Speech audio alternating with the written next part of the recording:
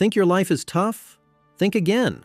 Imagine being the first person in history to be sentenced to eternal torture, or being cursed with a hunger so intense that you end up devouring yourself. Greek mythology is absolutely insane. We all know about the mighty legends of the Greek gods, of the fall of Troy, and of the labors of Hercules, but they say that the best stories lie hidden in obscurity. Forget the heroes you thought you knew. These are the forgotten, bizarre tales from the fringes of Olympus. Tiresias, the androgynous seer.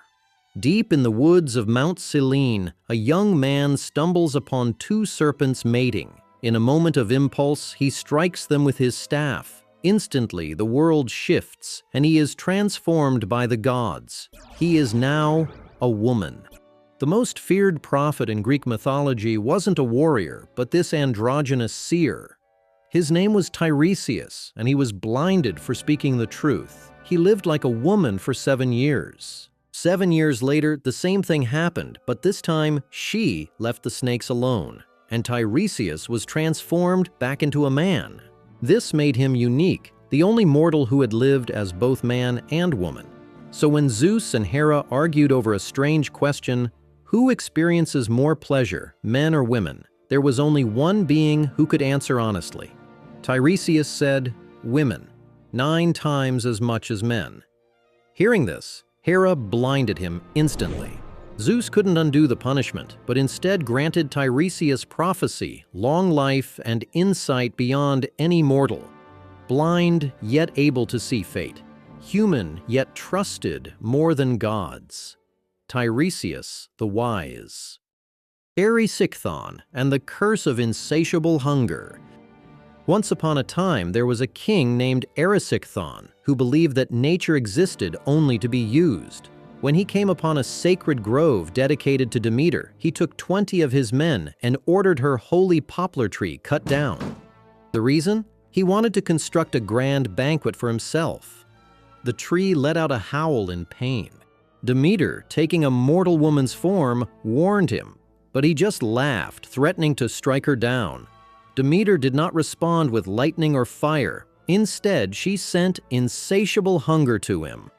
From that moment on, Erysichthon was never satisfied. He devoured feasts meant for entire households.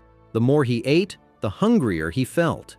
His wealth vanished, all his possessions sold. Even his daughter was traded away to feed the curse. In the end, with nothing left to consume, Erysichthon turned to his own body, until one day, nothing was left.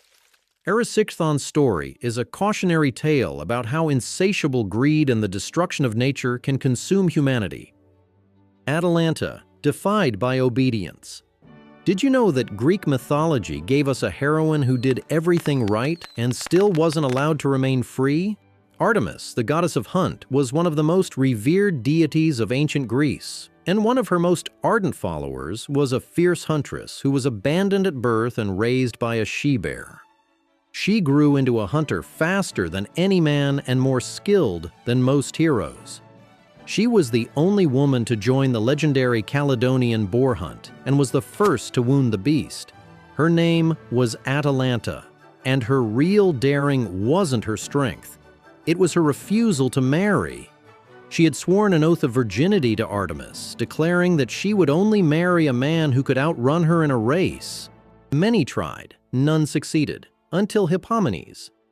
Aphrodite, the goddess of love, was offended by Atalanta's devotion to Artemis. So she gave 3 golden apples to Hippomenes, which he dropped one by one during the race. Atalanta slowed because of distraction and lost. She married him, and they lived happily for some time. Hippomenes forgot to thank Aphrodite for her help. Angered, the goddess afflicted such passion into them that they made love in a sanctuary of Zeus. The gods punished them both for this sacrilege, transforming the couple into lions. Atalanta did everything right, yet lost, defied by her obedience. Meleager, whose fate was tied to a log. You know who else was a central character in the legendary Caledonian boar hunt? Our next hero. In Greek mythology, there was a hero whose life was literally tied to a log. He was born under an unusual prophecy. the fates declared that his life would last only as long as a single wooden log remained unburned. Terrified, his mother Althea hid the log away.